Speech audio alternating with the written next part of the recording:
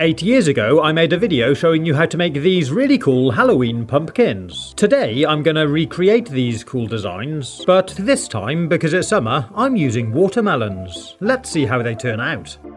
First, I'm gonna make this one with fangs. And because watermelons are generally taller rather than wide like a pumpkin, I'm laying it on its side. Then I'm using a marker pen and drawing on the eyes and the mouth. I cut a hole in the top, and I'm hollowing it out with a big spoon, like you would a pumpkin. I'm scraping it off the skin on the inside too, and emptying it all out. Then, using a sharp knife, I'm carefully cutting out the eyes. Then working my way around the mouth too. Peel it back to reveal this huge big mouth. It's looking great. To make the fangs, we're actually going to use this piece that we cut out, same as I did when I made the pumpkin. Clean off any last remnants of watermelon by scratching them off. Then use your knife to slice a fang shape like this. I'm using a cocktail stick, which I snapped in half, and push it into the fang. Then fix it into the mouth. I cut out a load more, some different sizes, and used the same technique to fix them all the way across the mouth, top and bottom side, so it looks like this. Pretty cool, huh? So, that's the first one made, on to the next. For this one, I used the stalk of the pumpkin as the nose, so I'm doing a similar thing with a watermelon. Then draw the face on around the nose, starting with the eyes, and the mouth. I'm including an extra row for teeth. Then cut a hole in the top, and I'm using my pineapple spiralizer to help hollow it out. I found it works really well with watermelons, it just screws in. Then you can just lift out a whole plug. And I really like using it with this cutting gadget to make some perfect bite-sized pieces. Hollow out the rest with a spoon. Then we're ready to carve the face. I used my knife to cut just through the skin around the eye, then carefully removed the skin to expose the layer underneath. Try to keep it nice and neat. Then I did the same on the other side. For the mouth, I cut out a hole up to the teeth line, then cut just through the skin again, like we did with the eyes, and peeled off the skin to reveal the white underneath. Once it's all off, we can start carving in the teeth. I just cut a little gap in between each one, and worked my way across. And it's looking great! The final thing I'm doing is using some black acrylic paint to paint in some pupils in the eyes. And there it is! It looks brilliant! For the next one, I'm lying this watermelon down on its side again, then drawing on the eyes and mouth to match the one on the pumpkin. This time we're doing fangs again, but we're doing them slightly differently. I'm drawing them in. Then open up the top, hollow it out, and cut out the eyes. To do the mouth, carefully cut in between each of the teeth, and remove this zigzag piece from the middle. It's already looking good, but to finish off the teeth, we're going to remove the skin from in front of each fang again, to make them really stand out. Take your time and do be careful, you don't want to snap one. And when you're done, it should look like this.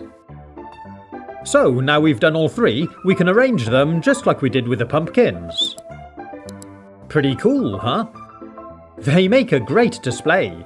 And you can let me know in the comments which ones you think look better, the watermelons or the pumpkins. Now we're going to take a look at some of my favourite watermelon kitchen gadgets that I've used over the years.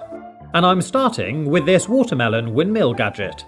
This thing is really cool. It's got this rotating windmill device on the one end, and this depth gauge underneath.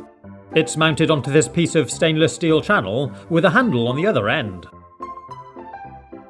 It's a curious looking thing, so let's see how it works. To use it, we start by chopping a watermelon in half. And unfortunately, this melon seems to have a bit of a void inside of the fruit. But let's see how well it works. We need to chop off the ends of the melon. Then take the tool. I set it at about a 1 centimetre depth. Then gave it a go. And wow, it worked really well. That really is cool. We get these perfect slices of watermelon. I emptied mine out into a bowl, and I'm doing a few more.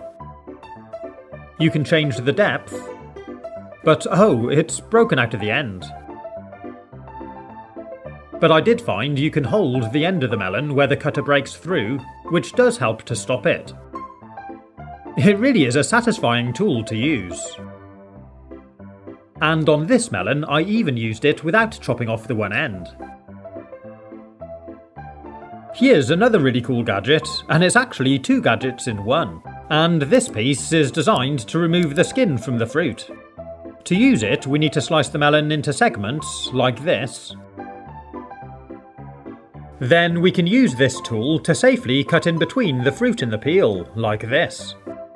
You need to sort of rotate it to match the angle of the skin as you cut through. And let's take a look. It's worked really well, removing nearly all the fruit from the skin. It's really impressive. And this little gadget that came with it is actually for cutting watermelon balls. I'll test it on the other half. The first one didn't come out very well. It does take a little bit of practice. You have to sort of spin it in your fingertips, and once you've done a few, they do get better. The next gadget we're going to look at is this thing. It's a watermelon slicing tool. And to use it, we cut our watermelon in half again. Then take the slicer, turn it upside down, and cut into the watermelon like this. I'm doing a whole series of slices. Then turn the slicer around, and use it to pull out a nice big piece of melon. And that's actually worked really well.